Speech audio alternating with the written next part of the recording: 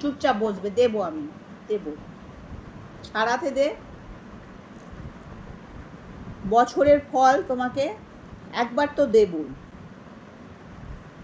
তাই বলে রোজ রোজ না, একবারই, একবার মানে একবার।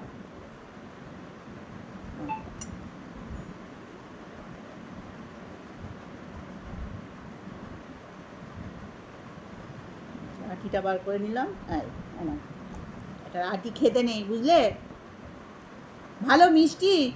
হ্যান্ডশেক করো, একটা একটা হ্যান্ডশেক দাও, দাও একটা হ্যান্ডশেক, দেবে না?